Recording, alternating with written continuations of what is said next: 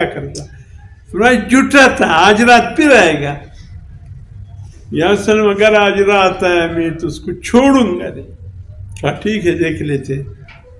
رات ہو گئی، پھر اس کشاکش کی آواز میں نے پکڑ لیا.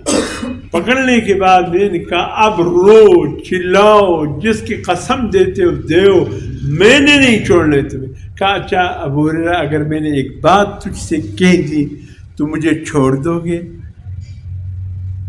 کہا اگر وہ بات دل کو لگی اور وہ اچھی بات تھی تو میں چھوڑ دوں گا، اگر دل کو نہیں لگی تو میں نہیں چھوڑوں گا.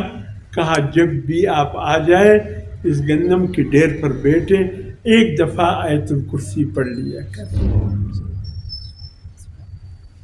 کوئی ماں کا لال ایسا نہیں ہے جو تجھ سے گندم کو چوری کر کے لے جائے.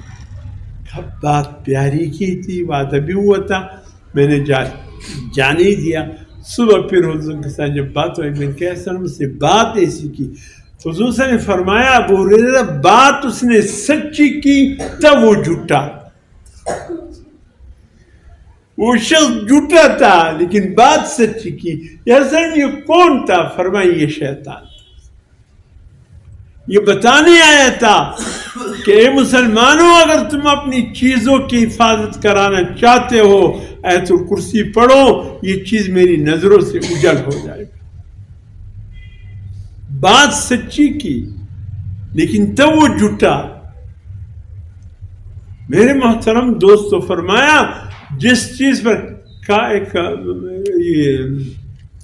یو پی کی بات ہے، وہاں بہت بڑے ان کے استاد تھے، جو بھی آتا تھے جوتا لے کر اندر آ جاتا، یہاں رکھتا وہاں رکھتا سامنے رکھتا.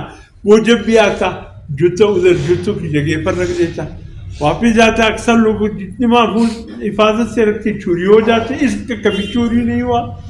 ارے بڑے میاں آپ کی کسی چوروں کے ساتھ ساز باز ہیں، تمہارا نہیں لے جاتے، ہماری چوری کر کے لے جاتے. کہا ساز باز تو نہیں ہے، میں جب بھی آتا ہوں اپنی جوتوں پر آیت الکرسی ایک دفعہ پڑھ لیتا ہوں، اللہ کی حفاظت میں دے دیتا ہوں. جب آتا ہوں تو میرے جوتے پڑے ہوتے ہیں اسی جگہ جہاں میں چھوڑ کے جاتا ہوں اور لوگوں کے جوتے چوری ہو جاتے. حفاظت کا ذریعہ ہے، حفاظت کا.